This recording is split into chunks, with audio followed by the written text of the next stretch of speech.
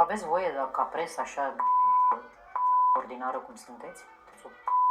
Nu e presă. Nu. Asta nu se numește presă. Să vă întrebați de ce mama dracului nu există 500 de programe făcute cu Ministerul de Interne care să duduie pe toate școlile, ONG-urile astea părâte care fură bani de la UE și de la stat.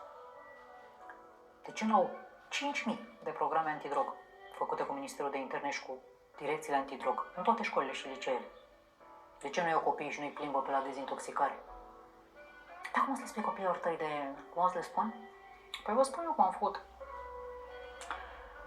Cel mai bun exemplu este să vezi ca să crezi și să înțelegi. Și atunci vă invit să vă luați copiii la 13-14 ani și, fără să le spuneți, să treceți frumos așa pe culorile de dezintoxicare și de la 9 și de pe unde mai sunt.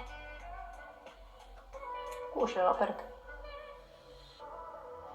Și dacă copilul tot de 13-14 ani te întreabă cine sunt ăștia? Ăștia? Copiii care se droghează, mă.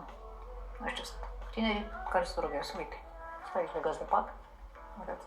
Dar hai că noi nu avem treabă aici, noi mergem mai încolo. Că noi avem, facem o analiză. Și la întoarcere mai trece o dată pe culoarul ăsta. Asta înseamnă puterea exemplului. Nu să-i spui tu că n-are voie să se drogheze când el vede că Justin Bieber s-a drogat și ok. Nu. Nu să-l lași tu cu prietenii tăi. E safe, mă, e cu ăștia.